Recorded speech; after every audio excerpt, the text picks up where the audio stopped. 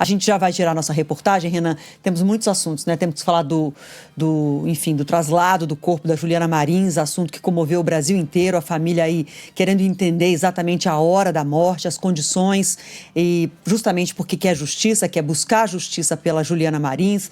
Temos notícia de Brasília, uma derrota histórica em Brasília do governo que levou de lavada essa derrota, porque foi derrubado o decreto do IOF, em que o governo tentava aumentar o imposto sobre operações financeiras, a guerra entre Israel e Irã, um cessar-fogo, mas ainda com uma guerra de narrativas em relação ao programa nuclear do Irã. Enfim, temos muitos assuntos para a gente tratar aqui no Entre Nós. Daqui a pouquinho a gente já começa a girar nossa reportagem. Eu quero, antes de tudo, falar de uma notícia que não deveria ser notícia.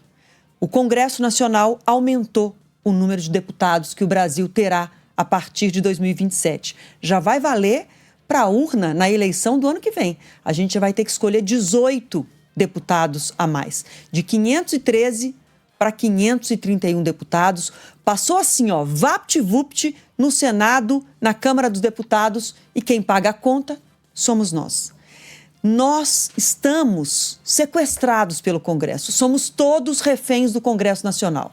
A minha opinião, a sua opinião, não vale nada para quem está lá sentado numa cadeira vestindo um terno de deputado federal.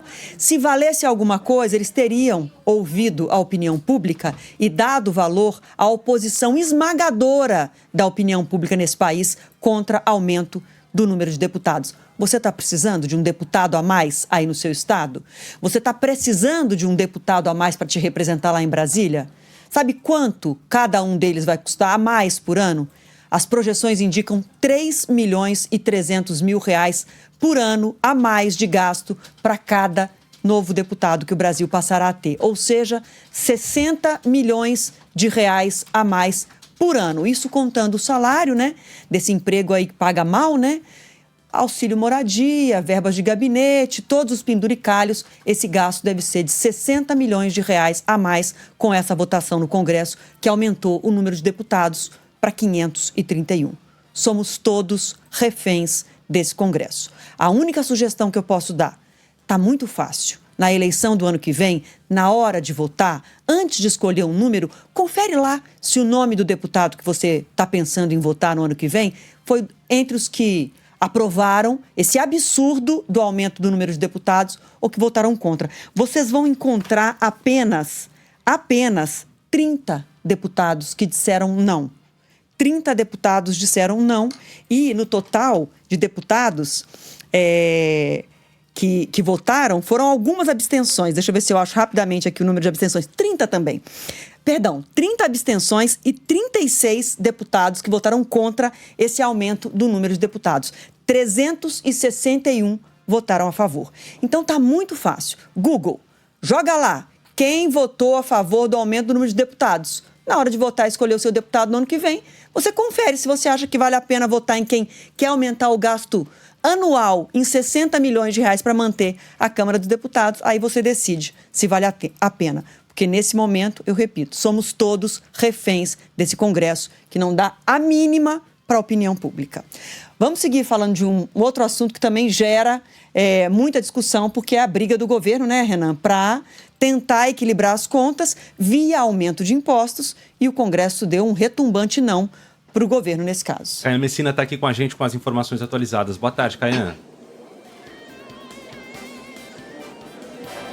Oi, Renan, boa tarde a você, boa tarde, Adriana, boa tarde a todos. Exatamente, a gente fala ao vivo aqui do Salão Verde da Câmara dos Deputados, que fica exatamente em frente ao plenário Ulisses Guimarães. Hoje, Congresso praticamente de ressaca, né? Depois de uma derrota histórica que foi imposta ao governo federal. Pelo menos 383 dos 513 deputados votaram contra o aumento do IOF, proposto justamente pelo Palácio Palácio do Planalto e também pela equipe econômica. Já no próprio Planalto, né, o clima é de irritação e também de não saber exatamente o que fazer. A resposta por parte do governo ainda não foi fechada. São dois cenários na mesa do presidente Lula. O primeiro é uma ofensiva jurídica, recorrer ao Supremo Tribunal Federal para anular a decisão do Congresso que sepultou o aumento do IOF. Mas,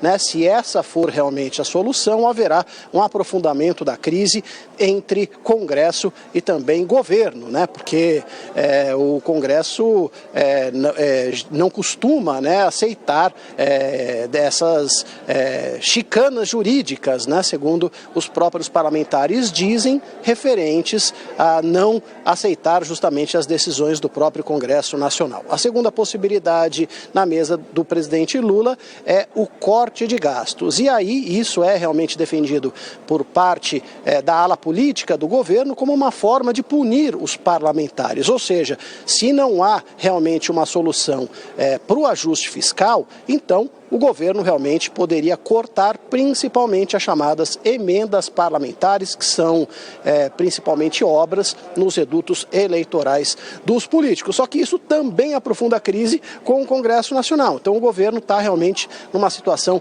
bastante complicada. Tem alguns parlamentares já propondo ali uma conciliação, né? Inclusive O sinal está bem estável com Caio Messina em Brasília. Ele falava dessa tentativa de conciliação. Enquanto isso, o governo fica tentando encontrar alternativas do que fazer a partir de agora com essa negativa por parte do Congresso Nacional. Mais cedo, o ministro da Fazenda, Fernando Haddad, disse numa entrevista à Folha de São Paulo, em Brasília, que medidas poderiam ser tomadas por parte do governo. Vamos ouvir. Nós vamos ver agora qual vai ser a decisão do presidente da República, né? Que pode ser de questionar a decisão do Congresso, é uma possibilidade. Há o entendimento no jurídico do governo de que o decreto tem um vício de constitucionalidade, mas é uma decisão do presidente acionar ou não essa medida.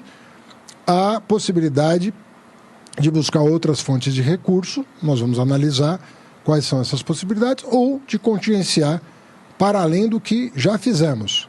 Bloqueamos 10 bilhões, contingenciamos 20, no total é 30, e se esses 12 caírem, nós vamos ter que encontrar um caminho para cumprir a meta.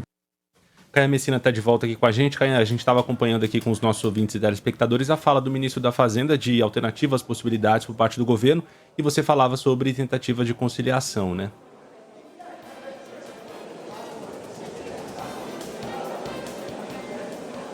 Exatamente. Essa tentativa de conciliação está sendo aventada por muitos parlamentares da base.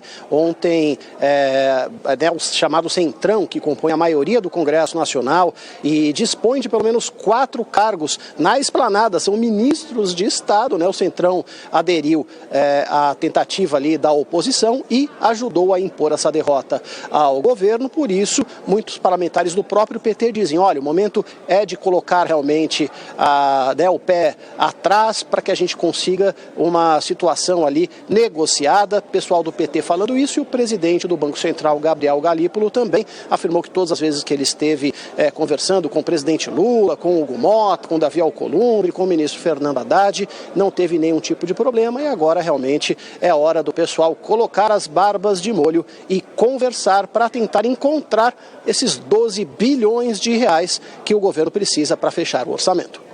Tá certo, Caian, obrigada pelas suas informações. Qualquer novidade, acione a gente aqui, por favor.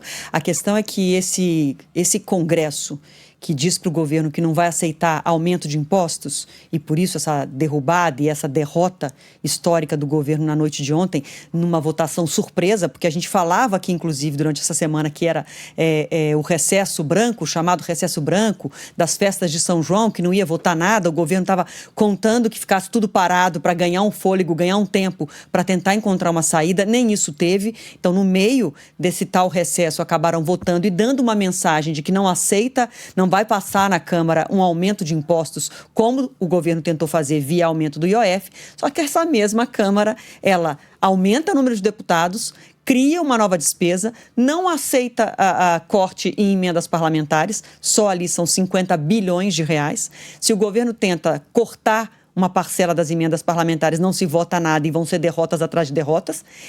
E se levar para a justiça é esticar a corda, o cabo de guerra. Então, a situação muito delicada de um governo que vê o Congresso tomando decisões políticas pensando no calendário eleitoral do ano que vem. Daqui a pouquinho a gente vai analisar isso com o Rodrigo Orengo, direto de Brasília, mas os olhares estão já pensando na eleição presidencial de 2026 e, por isso, essa decisão e essa derrota ontem do governo no Congresso.